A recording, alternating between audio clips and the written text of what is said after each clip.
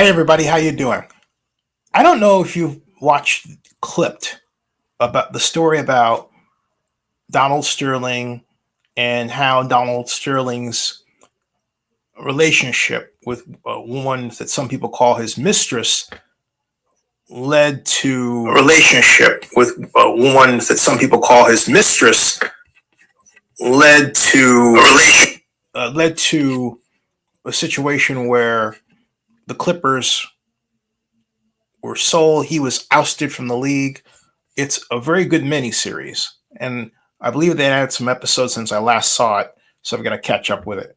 But there is this gigantic, until now, untold story about the connection between Donald Sterling and the eventual move of the Rams from St. Louis back to Los Angeles, joining the San Diego Chargers,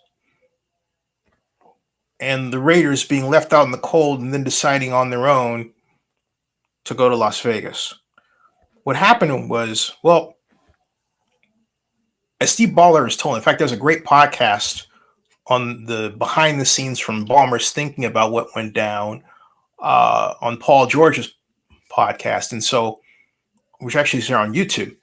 And Ballmer says something I thought was fascinating, that he was really looking for teams to buy. And he was touring cities and wanted to get into the game because Paul Allen had bought the Supersonics years ago, and he says, you got to get into this. This is fun. So, long story short, he does get into it, talking about Steve Ballmer, and he's looking for a team. He goes to meet with Adam Silver, the then new commissioner. I believe this is 2013. The then new commissioner, going into 2014, late 2013, the then new commissioner of the NBA. But he's also meeting Roger Goodell of the NFL. Now, Ballmer never explains why Goodell was in that meeting at all. That's left out there. You know, no one in the room, and there were 4 guys in the room, 5 if you count Ballmer. Nobody in the room asked him about Goodell, even though Ballmer mentioned it, okay? But what happened, though, is prior to that point, okay, when I was working on trying to bring the Super Bowl, the 2005 Super Bowl to Oakland, we originally went for 2004, and this was in 1999 when I was transferred over from the mayor's office. I wanted to run economic development, but the mayor and others wanted Bill Claggett to do it, so I got sort of left out in the cold, pushed over there as a consultant, and the whole Super Bowl matter, literally, I asked to be a part of it originally. The original group failed, so Robert Bob turned to me and said, you do it. Anyway, during that whole period of doing research and monitoring what teams were doing, and owners were thinking about making calls and talking to people like Ed Roski, and who I actually interviewed later, wound up interviewing him at the Lee Steinberg Super Bowl party. But the focus was on at that time, NFL's 32nd expansion team. And this is 1999. And it really started in 98. And it boiled down to competition between LA and 2 groups in LA and Houston, and a guy no one had ever heard of outside of Houston, named Bob McNair, who had taken his cogeneration plant, sold them for $1.4 billion, had some cash, and said, you know what, I want to bring an NFL team to Houston, because Houston had been without the Oilers. You know, the Oilers moved and became the Tennessee Titans. So there was this big hole there. And so what happened was that Michael Ovitz bid just north of $500 million to have the LA franchise. So the thought was, hey, Ovitz is going to win this. This is going to happen. If you don't know who Michael Ovitz is, Michael Ovitz is famous Hollywood agent who created the term packaging, where I have one talent like a Tom Cruise, but I get him involved in different package movie deals and in a series, and I get him involved in other brand deals and everything else. Package. He's packaged superstar.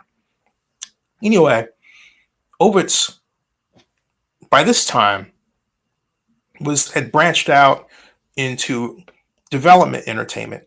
He ran Disney for a time, but in this instance, he was focused on building something called the Hacienda out in Carson, and he had a competing group that was led by, among others, Lee Steinberg. They wanted a downtown LA stadium. Anyway, Ovitz outbid them, but he didn't outbid Bob McNair. Bob McNair plopped down $750 million. And the story goes that Paul was trying to get some more money out of Michael to match it because the NFL wanted to really return to Los Angeles. Why? Because of its population size, it means a greater media contract. A greater media contract means more money to the league. More money to the league on a per team basis means higher franchise values. So there you go. Okay.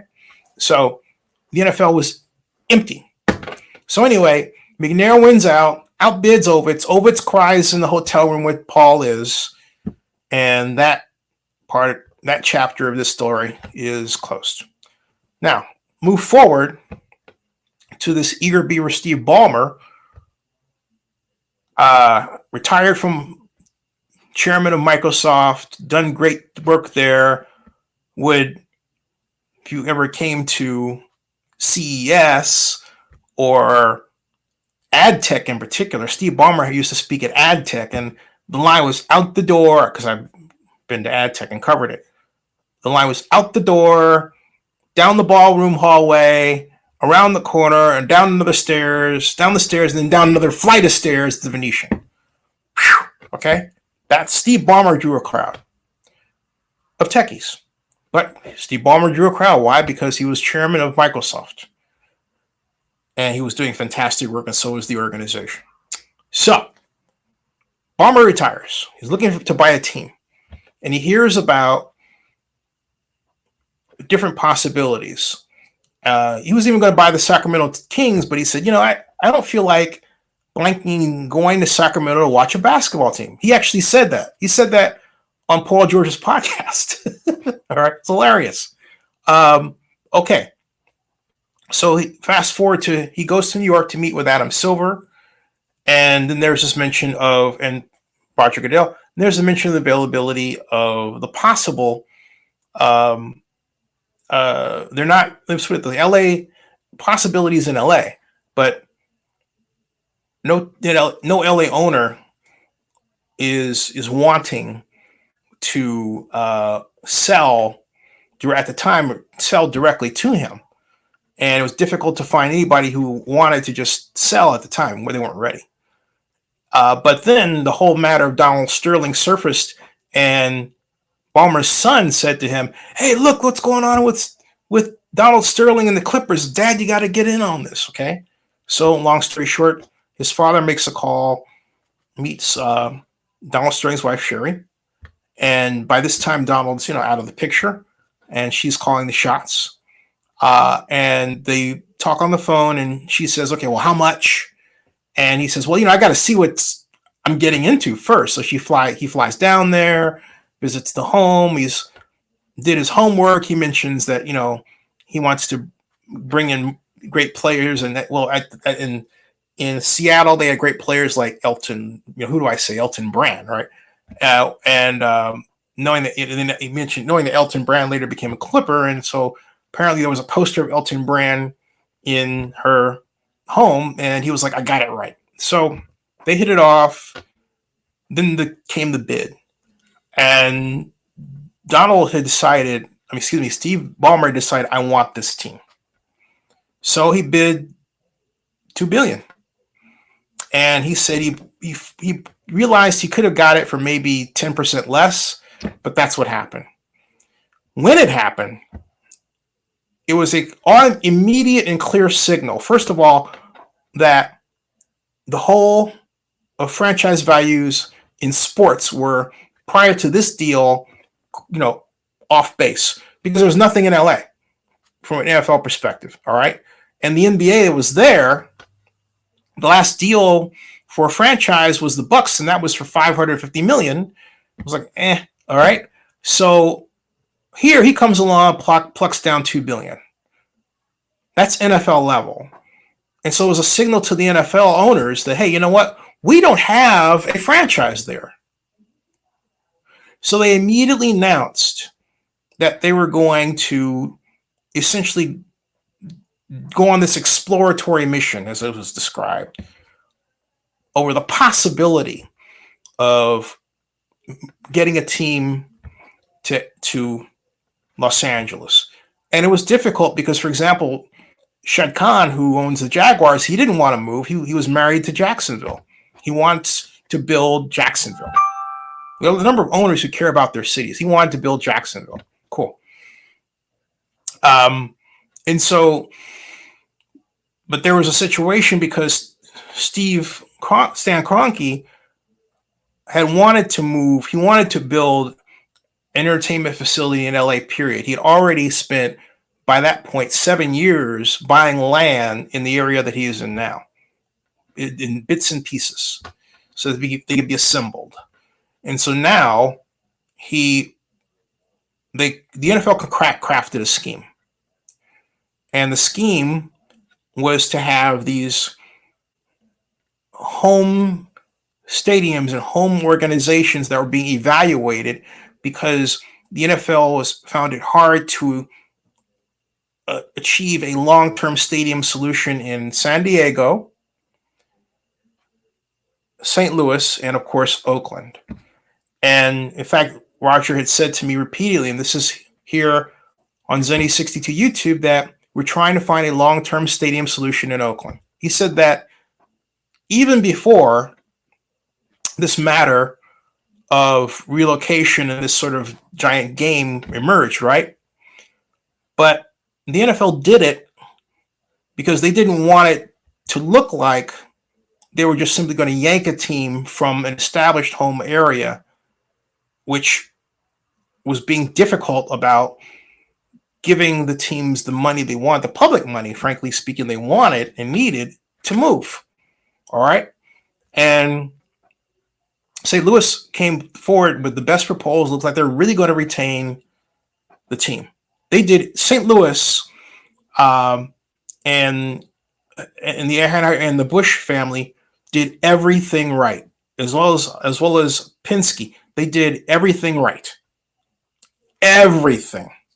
And I mean, dotted every I, crossed every T. Meanwhile, there was San Diego, which was having difficulty because Dean Spanos wanted to build a combination convention center and stadium downtown next to the gas lamp. There are people that were, and I can't wrap my mind around why, but there are people even I know that are connected with Comic-Con who were opposed to it. Because the idea was that, hey, look, if you build here, I can't get the money that I need to expand the convention center, and it's going to hasten the departure of Comic-Con. That was the thought. I was thinking, hey, look, you could actually expand Comic-Con from the San Diego Convention Center over to the new facility and have an even bigger footprint and more money. That was my thinking. But hey, look, I'm not in charge and I live in San Diego. All right. So Dean tried to get public money. He lost the vote twice. And the second time was just devastating to him. So he gave in to this idea. And the way it was written originally, the Raiders were supposed to join the Chargers. But, the Rams, I'm sorry.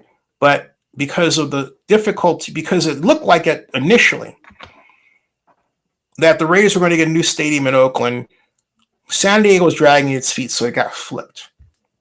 But all the time, the NFL was trying to give this picture that it was treating the home areas fairly and had no interest in moving the team, when in point of fact, it had every interest in moving the team, because it knew that if it got at least one team in LA, it would increase the franchise values for all the teams in the NFL and bring the NFL right back to its rightful, or what it sees as its rightful position as number one in terms of sports valuations in the league around the world, in leagues around the world. All right, that's the idea, and so they created this scheme. And I remember first hearing about what they were doing in January 2012. There was muttering about it, tiny muttering. This is even before the Clippers thing went down. Because you have to remember, the NFL had never stopped trying to put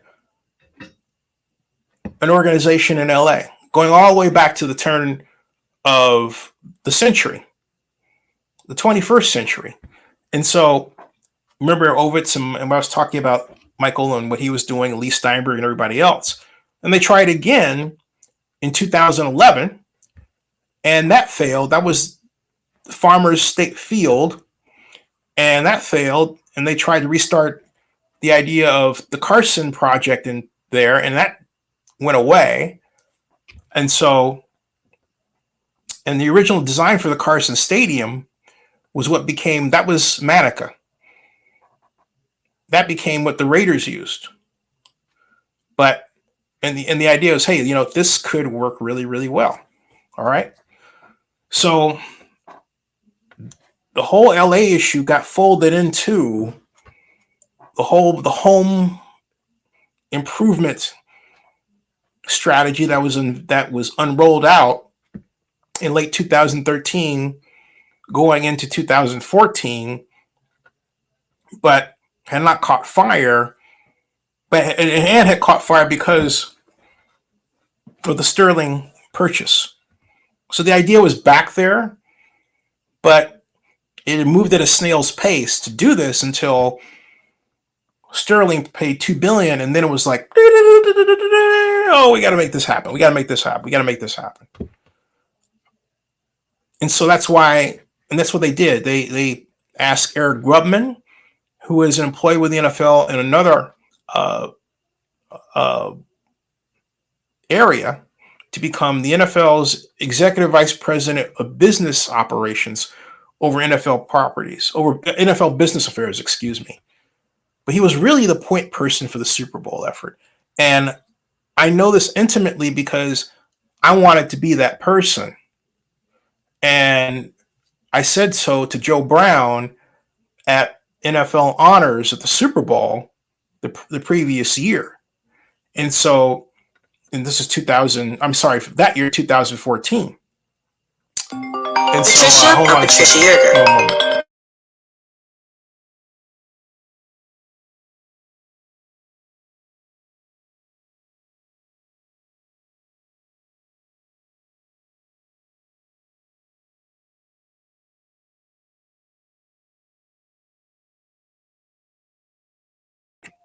Okay, so as I was saying, the NFL, regarding the move, had hired Eric Grubman for the effort. I wanted to be the head. And the reason why is I thought, and I told Joe Brown, who is the league's executive vice president of government affairs, I felt that I had great political connections to make the effort move smoothly. Not even thinking about Oakland at the time. I didn't think this was something that Oakland was going to be harmed by, because that wasn't the original intent. Everyone wanted Oakland to have a new stadium. Roger Goodell had Libby on speed dial. Everybody was trying to bend over backwards to help Oakland, and specifically to help Libby. They like Libby personally, even if they didn't like that there were things she didn't seem to understand. So, and Libby wound up hurting a lot. She wound up burning a lot of bridges with the National Football League. I mean, Major League torch, okay? So, but that came later. At this time, the effort was just getting started. And what happened is, and a number of you have seen it, is that St. Louis had the best proposal. Oakland, we were doing well until, if you go to now to 2015, there was an early May meeting that was held at Raider headquarters then in Alameda that featured and was called by the then new point person for the city, put there by Libby, Claudia Capio. Claudia had no experience with sports franchises, no experience with that kind of with stadium development, nothing. She was a houser, a person who understands housing finance, particularly attuned to building affordable housing. Yay. But Libby had this idea that, why she had the idea, I don't know. She didn't form a task force. I said, hey, Libby, form a task force, because she used to call and get free advice from me. Didn't ask me to run it. But I told her to form a task force. And she had gotten this idea from Jerry Brown that, task forces aren't a good idea. But task forces allow you to get the right people from different parts of the value chain of a process to move the effort forward so that you don't waste time and you are able to respond to large-scale development project opportunities quickly and efficiently. That's really what task forces are all about. And a lot of people don't get that, especially in the Oakland context. So anyway, the main problem was, again, that the city had a weird idea. They didn't want to use a huge tax increment. Tax increment at that point wasn't really available. Jerry had killed it in 2011, and it wasn't until 2015 that SB 628 Beal was signed into law by California Governor Jerry Brown. All right, and so tax increment financing wasn't available. We had to do different types of financing involving that involved around basically raising money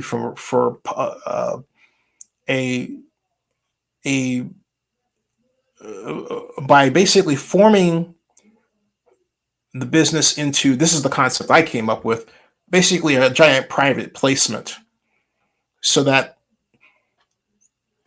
banks were financing the development of this one giant multi-purpose facility with hotels and stadiums and everything else. That was my look at it. And the other variations of what were proposed were not far off from that, even though they required higher levels of public money. All right. But the bottom line is, because Claudia didn't have enough experience, because we didn't have the right marshaling, we didn't respond in a timely fashion to what the league wanted. And then the Raiders really wanted to move. First, Mark Davis wanted out of Oakland. First, he wanted to be in Los Angeles at the new stadium. He thought, since the Raiders had been there before, that was rightfully Raider territory. Okay? But what happened was, because he was the young kid, he got essentially dealt out of the picture by LA and Dean Spanos, and working with Stan Kroenke. And I have on here on Zennie62 YouTube that meeting in Houston early in 2016, where Mark lost the vote that would have allowed him to go to LA. And he came out, he didn't say anything complimentary of Oakland. He didn't even mention Oakland. Mark said that he would get a new stadium home for Raider fans. He didn't say it was going to be in Oakland. And that was the first clue right there that, hey, you know what? We're in trouble. And so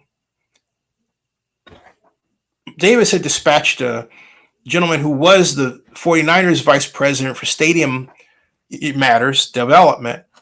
But it was as I looked at it, it was a trick, because Claudia, and I have the emails, Claudia and the representative for the Raiders were exchanging emails all the way up until September 16th of that year, 2016, and then nothing happened. Out. And then we go into 2017 in the vote, and of course the vote didn't go our way, and Mark wanted to move, and there was even a little backstory in there. But just in 2015, after what happened, I forgot to mention the Raiders issue, the meeting. When they had the meeting at Raider headquarters that Claudia had called, there was rancor between the city and the county because we didn't have a task force, so we didn't have a place to work all on one page. And it eventually led to Nate Miley, Alameda County supervisor, in the meeting, basically getting upset after the meeting and immediately putting out a press release that the county was going to separate and leave the whole matter to the city. Now that basically publicly sent the word that the county of Alameda was doing this, cutting the legs off from the city of Oakland. Why was that an important observation? Because the city needed the county's credit rating if it was to issue any sizable level of public funding. That's why. And so the county was saying, hey, look, you're on your own.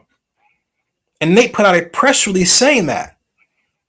In the middle of the planning, at the time when it looked like the city was on track to really do something, Nate, for reasons best known to Nate, did that. In the face of the NFL. All right?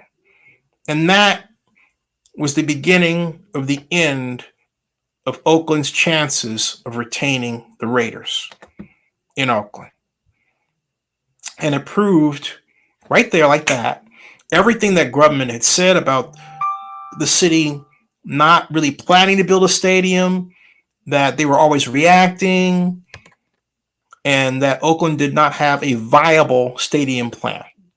That comment resonated literally around the world. All right? And so later that year, 2015, Libby went to New York the first time. First meeting, I have her going in on video. I was there, not in the room, but at NFL headquarters. And later I saw her at the Waldorf Astoria having cocktails with Jed York, owner of the 49ers, son to John York. And so thinking, hey, it got it in the bag. But then in 2016, they had another meeting, NFL Spring League meeting in Boca. And Libby went to that meeting, and everything that she in one meeting destroyed every ounce of intellectual goodwill she had established with the league by thinking she could basically walk in with the same spiel for some reason she was not told, and realizing very quickly she was in a detailed financing discussion and she was completely out of her league. All right, completely out of her league. And so that really hurt us. And then, of course, we go into 2016, and it looked like we didn't have the votes. I thought Libby had she called me saying that she was going to send a letter to me to be presented to the NFL owners. Now, I'm press, and I didn't know how it would look for me doing that, but I told her I'd help. And so I met her attorneys down there. They said, don't worry, Zane, we've got it covered in a way you won't get in any trouble or anything like that. So I saw the letter, but that morning, she told me the night before she sent the letter. I thought, you know what? She's going to fly in here, dressed in black, profess her love for the Raiders, have this 11th hour plan, and demand to be heard by the NFL owners, and it's going to be spectacular, and she's going to win. That was going through my head. Didn't happen. Instead, the letter was precisely the same letter that Libby had issued 10 days before that the NFL criticized. All right? Criticized. So there was no Mayor Schaff. There was just a letter. And of course, the same kind of face plants could be heard all throughout the NFL hotel in Phoenix, the Biltmore. Beautiful place, by the way. Oh, my Lord. All over. But there are people who didn't want the deal to go through. And so there was one abstention, and that was Stephen Ross. And who was the owner of the Dolphins then, is still now. I ran into Mr. Ross at the Fonico's Steakhouse after the meeting that night, after the vote. And, I asked him what happened. He said, look, I don't think the Raiders should go there because I don't think they have the deep pockets it takes to make a go of it there and run the team. That's the idea that he expressed to me at the time. And I can say that now publicly because quite obviously they're doing exceptionally well. So this is something I've just held in for a long, long time, if you think about it. But that's what he said. He didn't like it at all. There are a number of very sad people who, longtime NFL reporters who were crying when that happened. There are people who didn't want to see that happen. The point that I'm making is there are people who have waited a long time for Oakland to get its act together in this area, and they've been consistently disappointed. Meanwhile, the Raiders moved to Las Vegas. We know the history there. The Rams blew everybody away with their stadium proposal. Eric Grumman had done his job, ruffled a few feathers here and there, but, overall his performance was, if you think about it, virtuoso. And all of this happened because Donald Sterling was fooling all around on his wife with his mistress and upset his wife, who set in motion events along with his mistress dropping that recording, exposing him as a racist, causing him to be parted from his team, and then introducing Mr. Ballmer, who then bought the Clippers for a record amount. None of that would have happened if Donald Sterling had just been a good guy and laid low. And there is the story. All right, live long and prosper, everybody. Subscribe to Zennie62 on YouTube if you haven't done so before, and share this around. Looking forward to your comments. See you later. And by the way, there is a part 2.